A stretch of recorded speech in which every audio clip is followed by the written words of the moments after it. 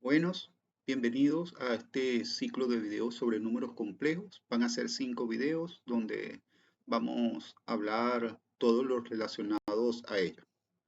En este primer video vamos a hablar de por qué nacieron los números complejos y vamos a dar una breve historia sobre esto. ¿Ok? Este, primero, el que empezó a hablar sobre esto, bueno, hablar sobre los números de raíces negativas fue Jerón de Alejandría en su obra llamada Estequiometría del siglo I. Se puede apreciar una operación matemática con raíz negativa que es raíz de 81 menos 144. También hay una discusión sobre que si esto fue tal vez un error de transcripción o algo así. Recordemos que la matemática en, en aquella época, imagínate, el siglo I, tenía muchos componentes narrativos, no era las expresiones algebraicas iguales a las que conocemos hoy actualmente. Y esto da pie a que algunos expertos digan que simplemente haya sido un error de transcripción del que hizo la obra, entre otras razones. Pero ahí está escrito y bueno, y así se toma como uno de los primeros evidencias escritas sobre las raíces negativas. Luego tenemos a Diofanto en su libro Aritmética, publicado en el siglo III, eh, hace un intento de cálculo de un triángulo de perímetro 12 y área 7 y él expone una solución que sería 336x a la 2 más 24 igual a 172x, siendo los valores de x dados en número complejo en caso de que esa ecuación fueran resueltas bajo la óptica de los cálculos que nosotros hacemos en la actualidad. Bueno, él plantea como solución esa ecuación, pero sin resultados como tal. Luego tenemos a Mahavira en su tratado sobre números negativos en el siglo XIX expresa: como en la naturaleza de las cosas, una cantidad negativa no es un cuadrado, por lo tanto, puede tener raíz cuadrada. No puede tener raíz cuadrada. Eh, También tenemos, obviamente, acuérdense que uno de los orígenes o lo que inventaron los indios, inventaron los números negativos. Eh, Ellos veían las cifras negativas no como lo vemos nosotros. Su principal uso en la antigüedad fue para expresarlos como las deudas.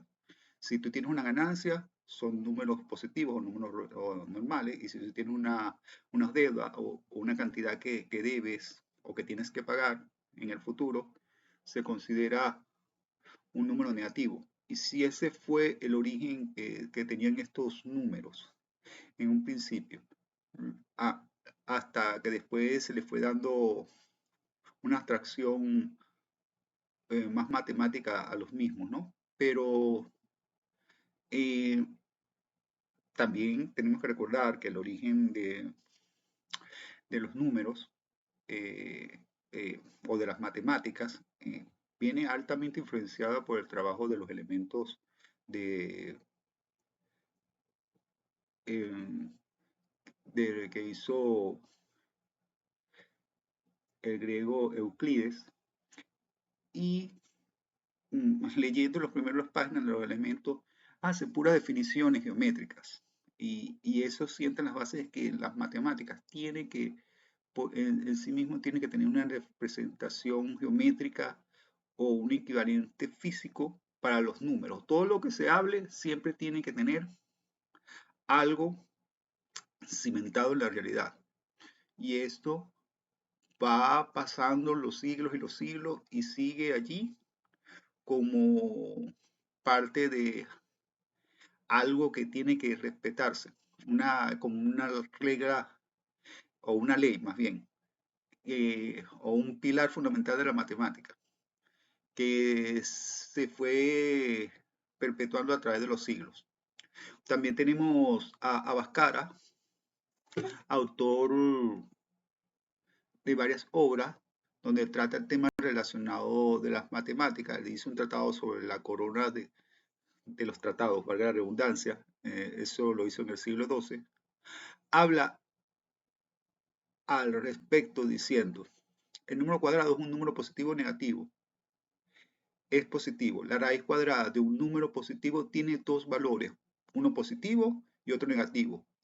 No existe raíz cuadrada de un número negativo, ya que un número negativo no es un cuadrado. ¿Ok? Entonces, otra vez vuelve a, a pasar lo que había dicho sobre los, los números, se sigue respetando de que como no hay un equivalente físico a un número negativo en la realidad, simplemente son desechados. Los números, las raíces cuadradas negativas son apartadas de las matemáticas. Y todo resultado que esto implique, simplemente ellos lo decían, bueno, esta es la frontera matemática posible. Todo lo que dé de esto con raíces negativas, hasta ahí llegó las matemáticas. Es como, se daba como una especie de la limitación que ponían los propios números para seguir estudiándolos. Era más o menos como se veía este asunto.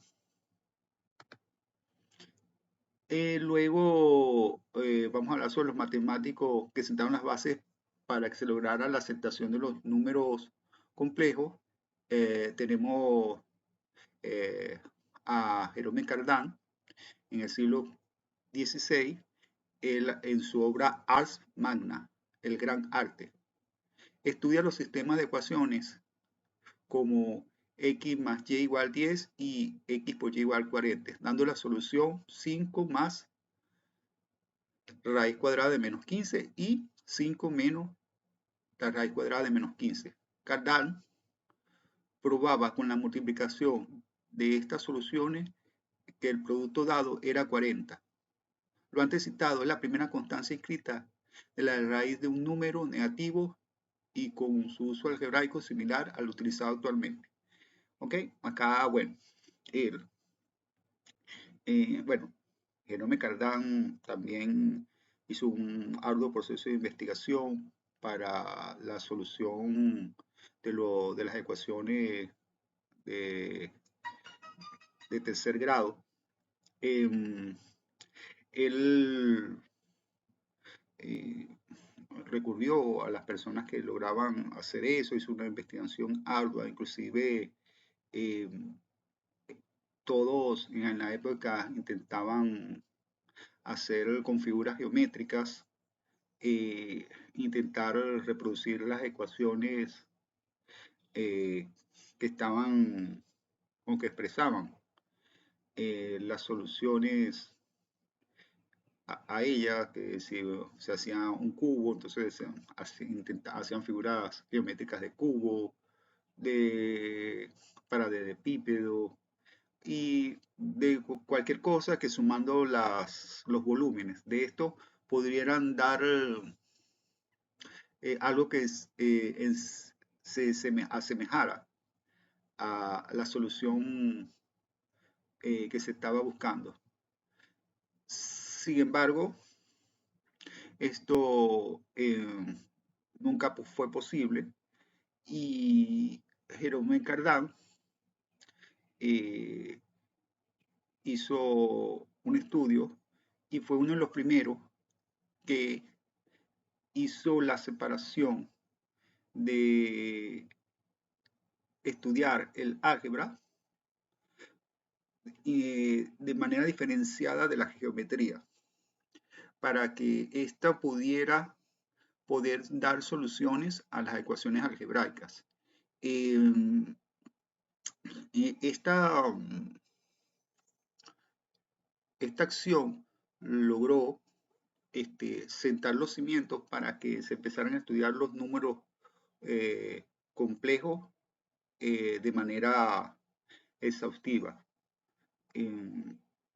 Pero esta es la primera constancia por escrito de que alguien empezó a estudiar los números complejos y se sale de la norma, de simplemente cuando se consigue una raíz negativa, bueno, hasta aquí me trajo el río y de aquí nos seguimos. Otro matemático que también estudió los números complejos fue René Descartes, del siglo XVII. Bautizó a estos números con el nombre de imaginarios. También se señaló que toda ecuación debería tener tantas raíces como indica su grado, incluyendo a estos números no reales. Bueno, esto es ya la antesala, ¿no?, al teorema fundamental del álgebra. Descartes ya es un peso pesado de la época, ya acepta que estos números imaginarios están dándonos soluciones a ecuaciones que antes no teníamos. Entonces, ya empezó a aceptar. Acá acuérdense que ya es la época de que ya la geometría no era simplemente algo que se hacía con regla y compás. Ya Descartes, él también es el fundador del sistema modelo de la geometría analítica y con sus coordenadas, eh, con su famoso plano cartesiano, pero acá estamos comenzando ya otra fase, otra era de las matemáticas. Y también Leonard Euler, quien en el siglo XVIII fue el primero en utilizar la notación y es igual a la raíz cuadrada de menos 1. También con números complejos relacionó la exponencial de las funciones trigonométricas con la expresión e a la i a la x igual al coseno de x más i seno de x. Al respecto expresó: con todos los números imaginables son mayores, menores o iguales a 0, entonces es claro que la raíz cuadrada de un número negativo no puede ser uno de estos números. Se hace un resumen y se dice, y esta circunstancia nos lleva al concepto de tales números, que por una naturaleza son imposibles y ordinarios, son llamados imaginarios o números falsos, porque solo existen en la imaginación. ¿Ok? Ya lo bautizó, dijo que eran unos números imaginarios, define i igual a menos a la raíz cuadrada de menos 1 y adicionalmente con su número que tiene su nombre, el número de Euler, le da una igualdad relacionada con la serie, con las funciones senoidales y cosenoidales. Luego, Carl Gauss, en su tesis doctoral realizada en el siglo XVIII, da la primera prueba correcta del teorema fundamental del álgebra. Acuérdense que el teorema fundamental del álgebra involucra los números complejos como parte de las soluciones de las raíces de las ecuaciones, de todas las ecuaciones polinómicas de acuerdo, según su grado. Y ya en el siglo XIX dijo que la verdad metafísica de la raíz cuadrada de menos 1 es elusiva. Hace esta palabra metafísica que es después de la naturaleza, o sea, diciendo que esto está que está fuera de lo natural.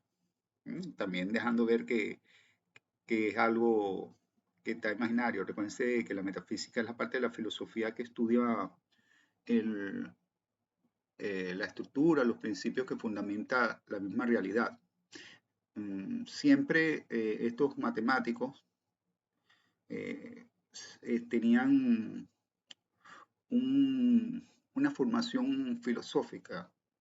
Nada más falta ver el libro de Newton Principia, que lo primero que sale en el encabezado dice la palabra filosofía.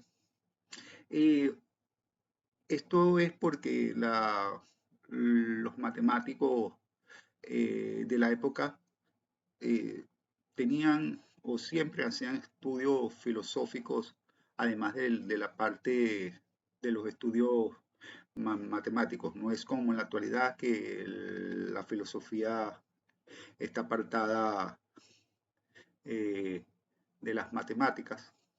Son, son dos ramas distintas. Entonces, em, pero en esta época eh, eran, eran muy unidas. Entonces, por eso se pueden conseguir este tipo de palabras en los tratados. Bueno, entonces, esto sería un breve resumen histórico de cómo nacieron los números complejos. Eso es todo.